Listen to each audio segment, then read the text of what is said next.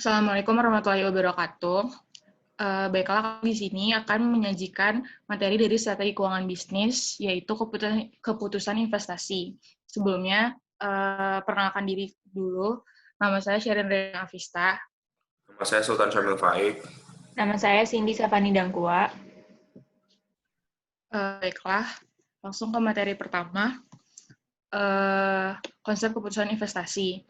Jadi, keputusan investasi ini berkaitan dengan pengalokasian modal ke dalam usulan-usulan investasi yang manfaatnya akan direalisasikan di masa yang akan mendatang. Usulan investasi seharusnya dinilai sehubungan dengan return atau tingkat pengembalian dihasilkan, apakah sama atau lebih besar dari yang diminta oleh investor.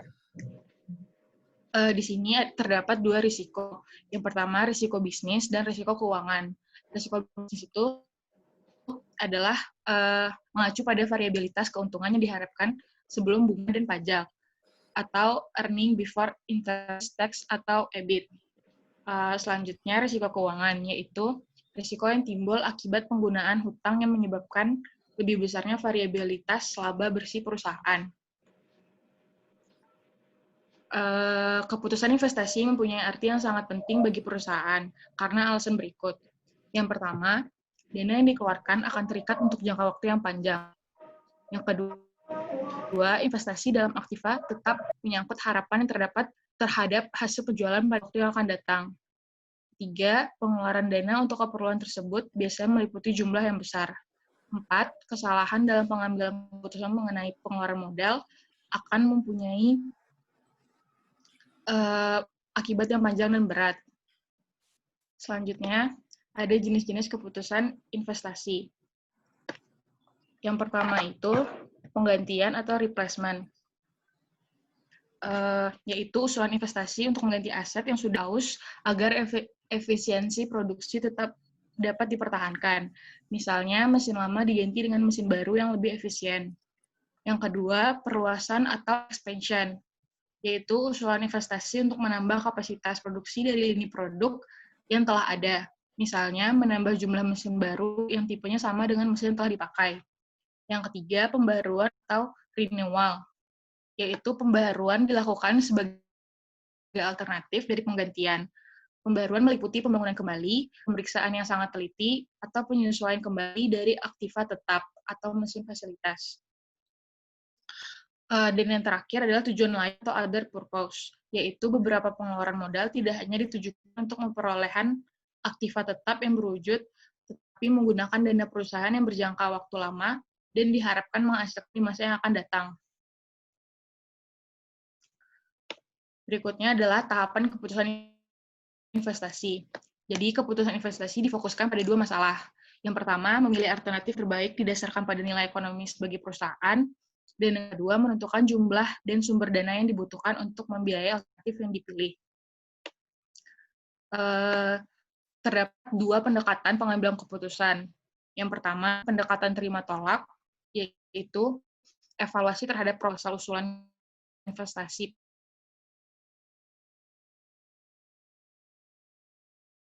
Untuk menentukan. Yang kedua, pendekatan peringkat, yaitu mengurutkan usulan investasi melalui pemodal proyek dengan suatu dasar ukuran seperti tingkat pengembalian. Peringkat ini berguna untuk memilih yang terbaik dari sekelompok proyek yang bersaing meniadakan dan mengevaluasi proyek usulan investasi dengan rasionalisasi modal. Dan selanjutnya ada persiapan suatu evaluasi usulan investasi dapat dilihat sebagai suatu rangkaian yang mencakup dua langkah. Langkah pertama yaitu estimasi aliran kas yang dihasilkan dari investasi tersebut. Dan yang kedua adalah evaluasi aliran kas tersebut sehingga bisa diperoleh kesimpulan apakah usulan investasi tersebut layak dilakukan atau tidak.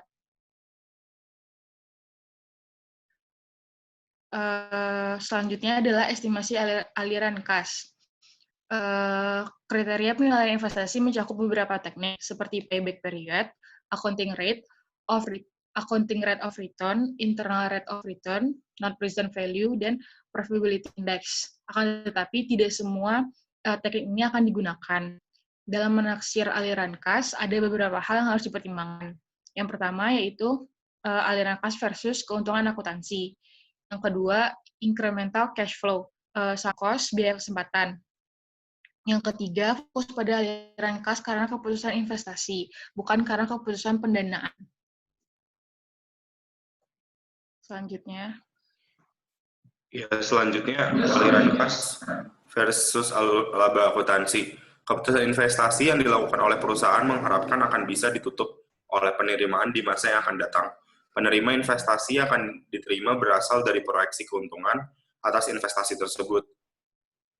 Keuntungan atau laba yang akan digunakan untuk menutup investasi bisa dalam dua pengertian, yaitu laba akuntansi yang merupakan laba yang terdapat dalam laporan keuangan yang disusun oleh bagian akuntansi yang dapat dilihat dalam laporan rugi laba.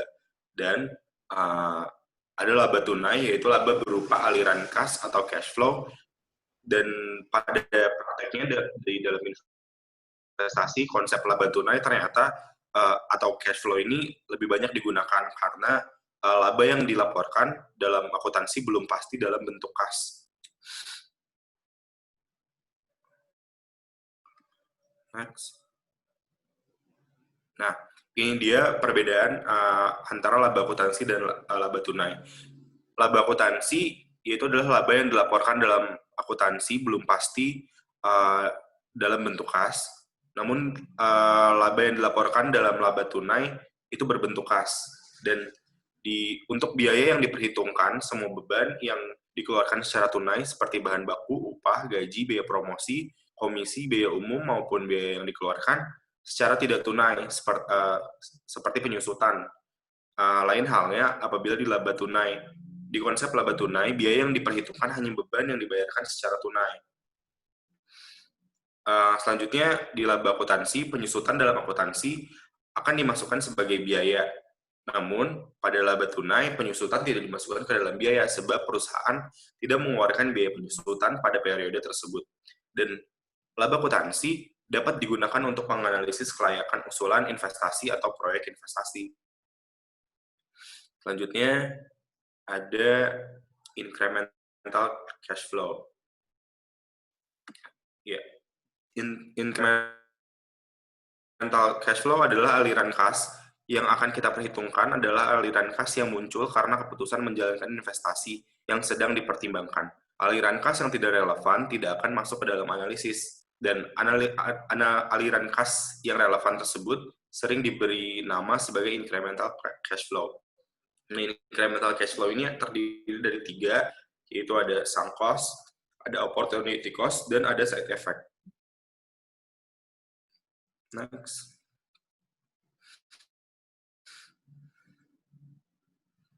Nah, sunk cost ini adalah biaya yang telah terjadi dan tidak bisa dialihkan, oleh karena itu tidak dapat dipertimbangkan dalam pengambilan keputusan investasi. Biaya tersebut tidak bisa dirubah dengan adanya keputusan menerima atau menolak suatu proyek yang dibuat sekarang. Sebagai contoh, suatu perusahaan menunjuk konsultan untuk melakukan evaluasi tentang waktu suatu produk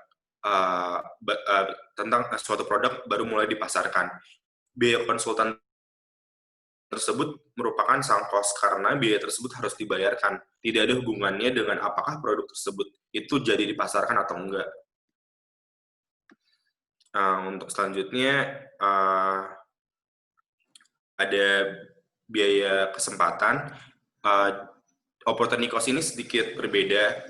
Jadi opportunity cost ini merupakan manfaat yang dibebankan jika suatu investasi dilaksanakan. Besarnya opportunity cost ini senilai dengan manfaat yang dikorbankan terhadap sebuah.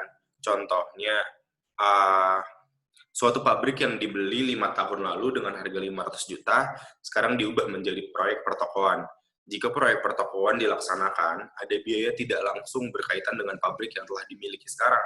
Untuk tujuan evaluasi proyek pertokoan, pabrik merupakan sumber bernilai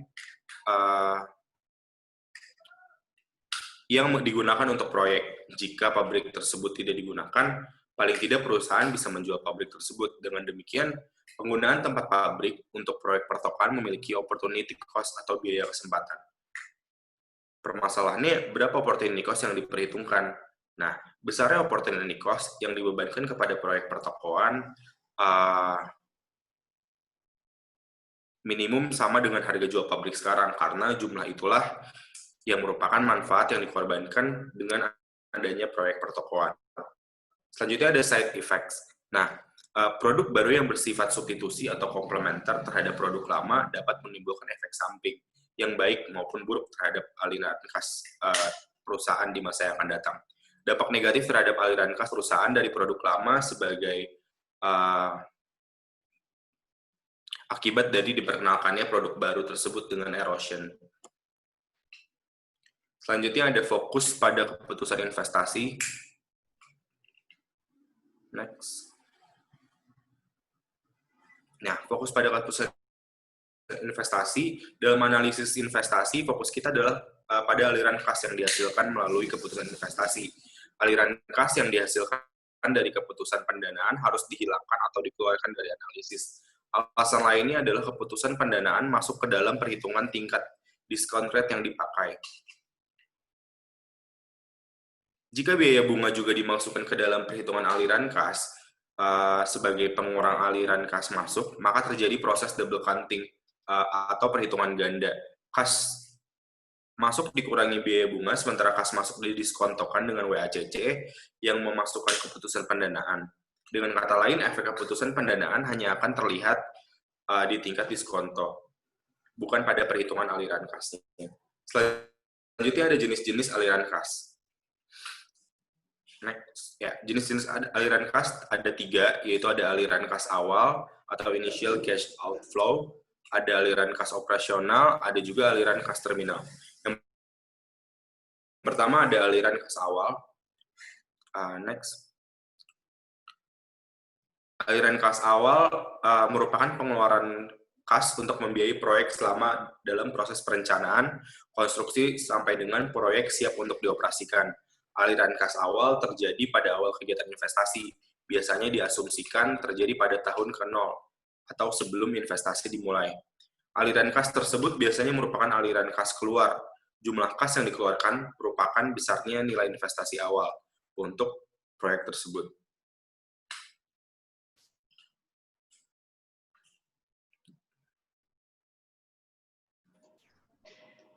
Untuk jenis aliran kas berikutnya adalah aliran kas operasional. Aliran kas operasional ini merupakan aliran kas yang terjadi selama umur investasi.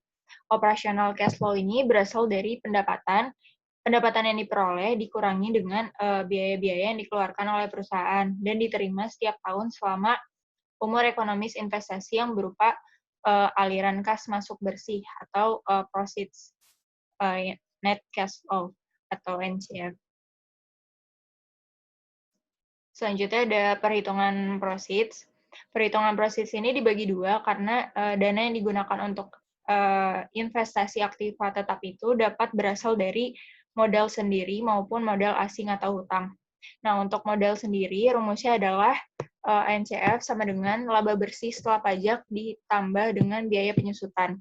Adapun untuk perhitungan proceeds, bila investasi menggunakan modal sendiri dan hutang, itu caranya adalah laba bersih setelah pajak ditambah biaya penyusutan ditambah bunga dikalikan dengan 1 kurang pajak. Next. Nah, ini berikut contoh perhitungan dari arus kas bersih yang berasal dari kegiatan operasi PT Bina Viola dengan estimasi laporan laba rugi seperti berikut. Di sini terdapat penjualan, beban operasional, beban penyusutan, total beban operasional, laba sebelum bunga dan pajak, beban bunga, laba sebelum pajak, pajak 30%, dan laba setelah pajak. Dari laporan laba rugi ini dapat diketahui bahwa dia menggunakan dana dari yang berasal dari modal asing atau utang dan modal sendiri. Jadi menggunakan perhitungan proceeds yang kedua dengan cara menambahkan laba bersih setelah pajak sebesar 17.500.000 ditambah biaya penyusutan 2 juta rupiah ditambah bunga sebesar 3 juta dikalikan 1 dikurang 30% dari pajak. Hasilnya didapat 21.600.000 rupiah. Next.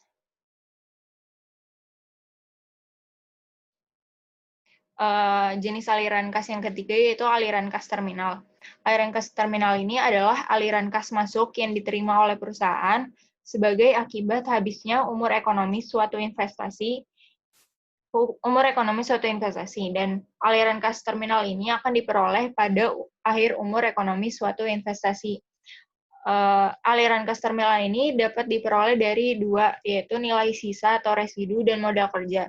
Nilai sisa itu merupakan nilai aktiva pada akhir umur ekonomisnya yang dihitung dari nilai buku aktiva yang bersangkutan, dan sisa tersebut kemudian bisa dijual dan menghasilkan kas masuk pada akhir proyek.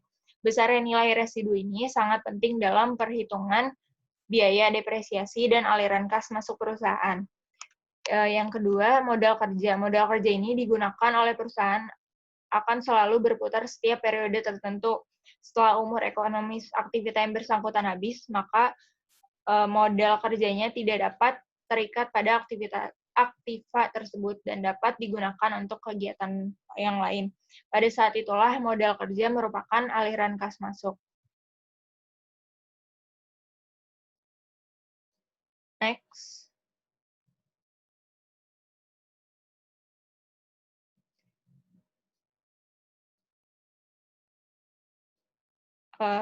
Ini ada ilustrasi perhitungan aliran kas suatu usulan investasi.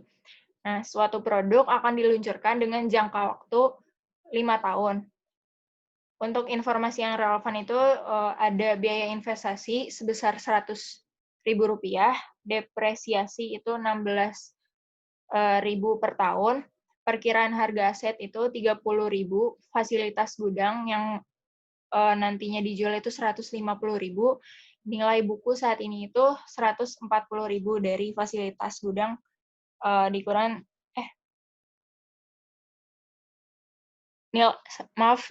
nilai buku saat ini itu 140.000.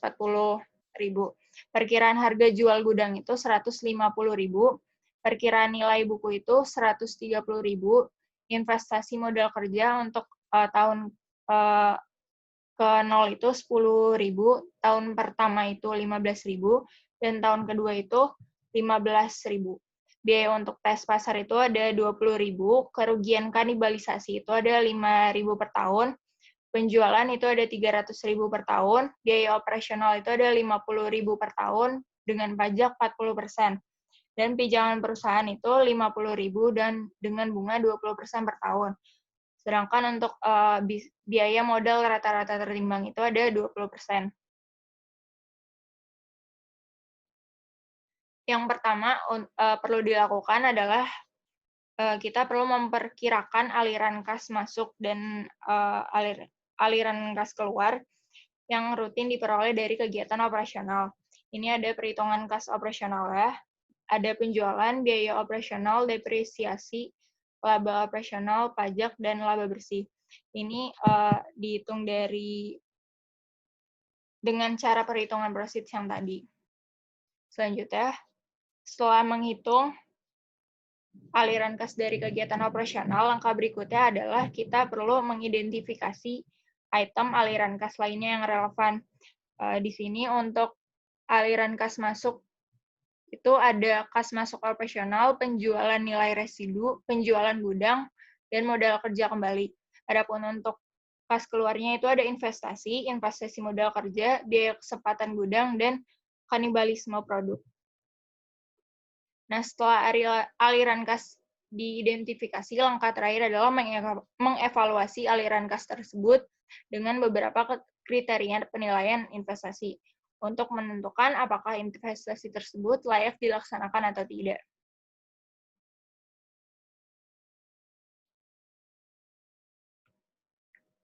Sekian dari presentasi kami, kurang lebihnya mohon maaf. Wassalamualaikum warahmatullahi wabarakatuh.